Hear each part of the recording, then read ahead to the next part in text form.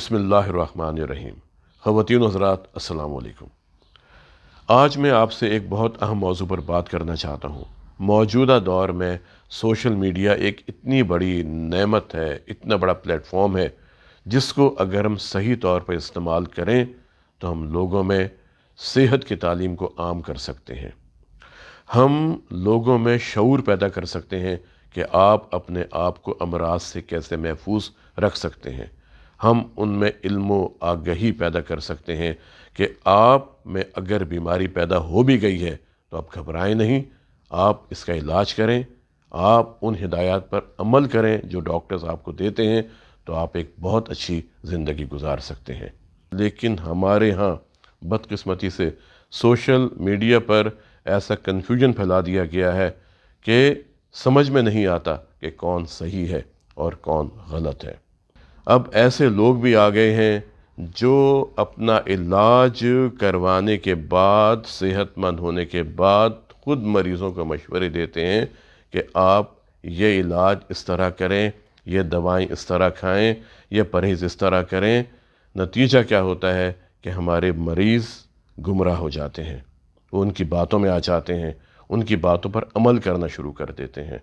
नतीजा हम सब के सामने है कि वो मर्ज़ जिसको बहुत आसानी से, बहुत आराम से शुरू ही में ख़त्म किया जा सकता था, लेकिन लोगों के कहने में आके, उन लोगों की गुमराह कुन बातों में आके लोग अपने मर्ज़ को बढ़ाते रहते हैं, टोट के आज़माते रहते हैं, घर पर ही बैठ के चूरन फक्की खाते रहते हैं, और जब हमारे पास पहुंचते हैं तो बीमारी इतनी ज़्यादा हो चुकी होती है कि उसका इलाज मुमकिन नहीं रहता, या अगर इलाज हो भी जाएगा तो बहुत अरसे तक फिर हमें इलाज करना पड़ता है।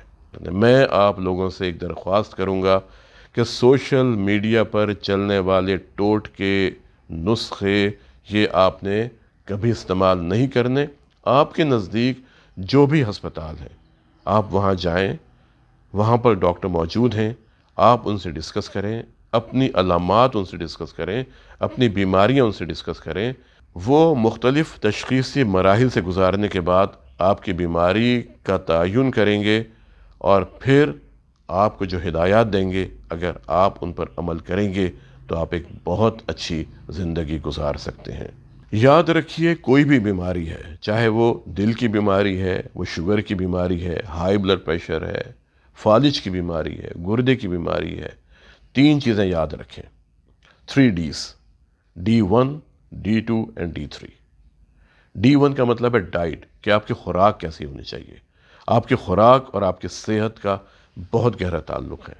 जब भी आप कोई चीज़ खाएं, ये ज़रूर सोचें कि क्या ये मेरे जिस्म को फ़ायदा देगी या इसको खाने के बाद मुझे कोई नुकसान पहुंच सकता है। दूसरा D है D2, डेली एक्टिविटीज़, कि आप कितना चलते हैं, आप कितनी सैर करते हैं, आप कितनी वर्जिश करते हैं, योगा करते हैं, मेडिटेशन करते हैं, मुराक़बा करते हैं, आप सिगरेट कितना पीते हैं, आप अल्कोहल कितना लेते हैं, आप निस्वार का इस्तेमाल कितना करते हैं पूरे दिन में, आप शीशा कितना इस्तेमाल करते हैं, आप कौन कौन से ऐसे काम करते हैं जो आपकी सेहत को फ़ायदा पहुंचा सकते हैं, और कौन से ऐसे काम हैं जो आपकी सेहत को नुकसान पहुंचा सकते हैं।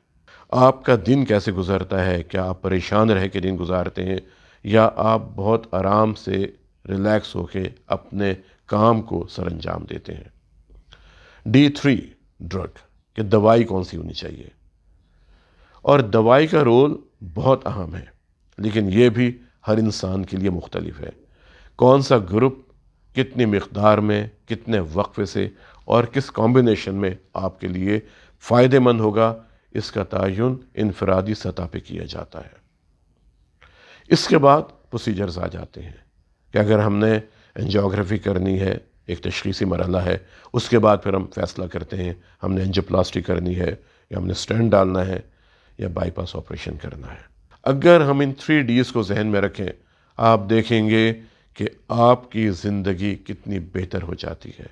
यही 3 Ds आप कहीं अप्लाई कर लें, अपने बच्चों के हवाले से अप्लाई करें। आप उनकी खुराक का ख्याल करें, उनकी डेली एक्टिविटीज़ का ख्याल करें, और अगर उनको डॉक्टर्स ने दवाएं दी हैं تو ڈاکٹرز کی ہدایات پر عمل کریں. کبھی بھی آپ نے کسی کے کہنے میں آ کے دوائی کو ختم نہیں کرنا. اگر آپ دوائی سے مطمئن نہیں ہیں، آپ ڈاکٹر کے پاس جائیں. آپ ان سے ڈسکس کریں کہ ڈاکٹر صاحب میں اس دوا سے مطمئن نہیں ہوں. وہ آپ کو سمجھائیں گے کہ اس دوا کا کیا فائدہ ہے، لیکن خود سے آپ نے فیصلہ نہیں کرنا. آج کے لیے اتنا ہی. ملتے ہیں کسی اگلے پروگرام میں ایک نئے موضوع کے ساتھ. اپنا اور اپنے خاندان کے افراد کے دل کی صحت کا بہت خیال رکھیں اور کوشش کریں کہ زندہ رہیں ایک مضبوط، صحت مند اور توانا دل کے ساتھ. السلام علیکم.